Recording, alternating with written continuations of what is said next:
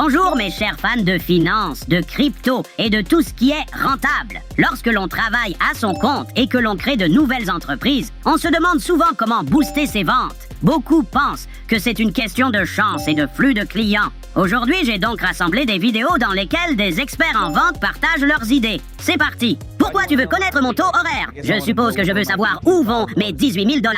Regardez comment ce génie s'y prend pour contrer l'arrogance d'un homme d'affaires. Est-ce que ça veut dire que si je travaille moins d'heures, je devrais te facturer moins?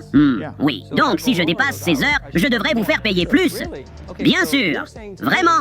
D'accord. Donc tu me dis que tu préfères que ce logo prenne plus de temps plutôt que moins? Donc si je te dis que j'ai mis 4 mois à le réaliser, tu me devras 36 000 $, si ça rentre dans mon budget et que je pense que ça en vaut la peine. Mais je te demanderai aussi pourquoi il a fallu autant de temps pour créer ce logo. Je vais m'investir à fond, mais je pourrais engager quelqu'un d'autre qui me facturerait le même tarif, mais qui le ferait plus rapidement.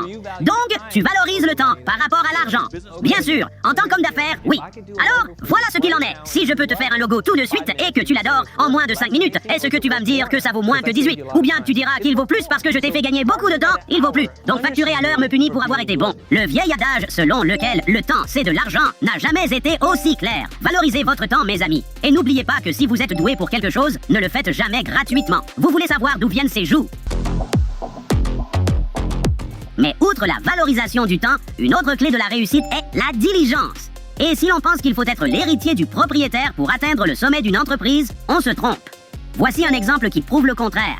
Mon fils Daniel est le président de cette entreprise. Je suis le PDG. Il a commencé au bas de l'échelle. À 16 ans, il a dû peindre la cage d'escalier parce qu'il avait besoin d'argent pour s'acheter une voiture. Je l'ai payé comme j'aurais payé un peintre pour peindre la cage d'escalier, c'est-à-dire trop cher parce qu'il était nul en peinture. Mais de toute façon, je l'ai payé à la tâche et ça lui a pris une éternité parce qu'il ne savait pas ce qu'il faisait. Quoi qu'il en soit, la cage d'escalier a finalement été peinte et il a reçu l'argent pour la voiture à l'âge de 16 ans. Il n'a donc jamais eu peur de travailler dur. Je n'ai jamais eu peur d'enseigner aux enfants la responsabilité financière au bas de l'échelle, car il n'y a pas de cuillère d'argent, n'est-ce pas? Lorsqu'il est sorti de l'université et qu'il a décidé de venir ici, il a commencé à travailler dans les ventes publicitaires. Il touchait la même commission que les autres vendeurs publicitaires. La première année, il a été le pire vendeur que nous ayons eu. Lorsqu'il a terminé, quelques années plus tard, il était le meilleur vendeur de l'entreprise. Il a développé ses compétences. C'est ce que j'appelle des leçons de vie. Je comprends tout à fait ce que Daniel veut dire. J'ai moi aussi travaillé dur et longtemps pour me faire une place, surtout en creusant. Mais maintenant, je vis la belle vie. N'oubliez pas de toujours vous perfectionner, mes amis. Choisissez ce que vous aimez et foncez vers le succès. On a donc appris que la poursuite diligente d'objectifs et la valorisation de son temps sont des éléments essentiels de la réussite. En prime, j'ai préparé une autre vidéo précieuse sur la réussite. Jetez-y un coup d'œil. La chose qui a changé ma vie, c'est la noblesse de mon avenir. J'ai regardé vers l'avenir et j'ai dit, vous savez quoi?